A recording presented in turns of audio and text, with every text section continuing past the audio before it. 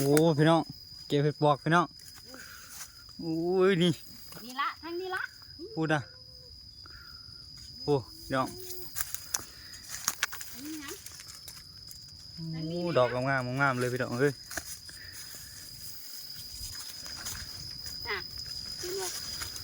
มึงหาบ่ทานี่คุณนะกำลังออกโอ้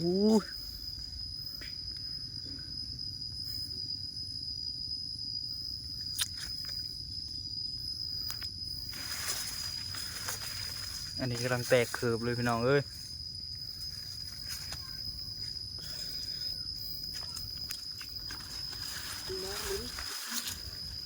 เอากระตามะแต่กูว่าเอากระตามาไปเลยเอาเถอะเลยกระตากดเลย เอาเห็ดปวกกันพี่น้องเอาบึ้ดเวลาเอาเบิดเลยดิวางไงเนี่ยเก็บเลยพาเก็บ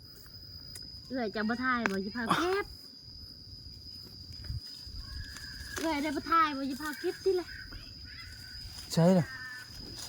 เอากระตามาเด้อเอากระตามา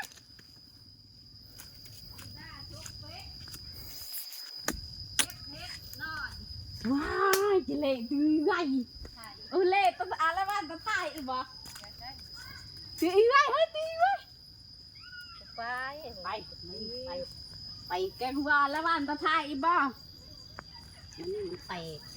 นี่พี่น้องมานแล้วเราฮันตี้ลำมูกระถ่ายกั มาน แล้วนี่มาทางนี้มาดิแก้ว ตัวนายจะเอ็ดสิเลย อีบ้ามานแล้ว ถ่ายแล้วระวังกูจะถ่ายแล้วว่านี่สิ ยังมาทันแล้วจะทันแล้วเช้าทางนั้นยังเช้า สิได้เก็บมาเลย เก็บทางนั้นเก็บแล้วบัดนี้ ติมันจะอีกปลาสเกตนะฮะขนาดตะปุก ตัวหน่อยว่าวเลยนี่พี่น้อง โอ้ยลูกอีเป็นยอมึงเอ้ย โอ้ยขาด ลูกอีเป็นยอมึงอ่านว่าแสงเพชรบอกเทปลาเล่เอ้าโอ้ย โอ้พี่น้องโอ้เห็นเกือบเหยียบ อีลูกอีอันนี้ มาเฮ้ยกระตาเฮ้ย อาม่ากระตา มาหน่อยนี่ก็บ้านกูวะ มาอูเชือหัน กูมาข้านก็มีนี่ทางนี้มาถ่ายไปหน่อย ใช่แล้วมานี่มา ยังมาทางนั้นจะพาเอานี่จะมาเอาทางนี้นี่ทางว่าเคยปีนี่ปียับก็เอาน้ำยาอีก ตอนเด้อ เดี๋ยวเขาจะเก็บกันเนาะพี่น้องเดี๋ยวเขาจะถ่ายด้วยอีกทีนึง จะยัง เบอร์มาได้ โอ้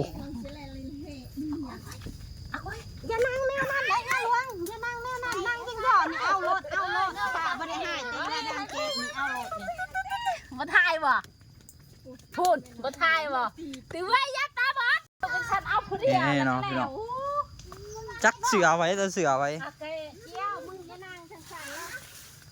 อ้าวลูกกระแตบเจ็บ อันนี้ของเขาเนาะ ยังอีหยัง เอานี่กินเอาเรา เหล่ากายข้ามพาน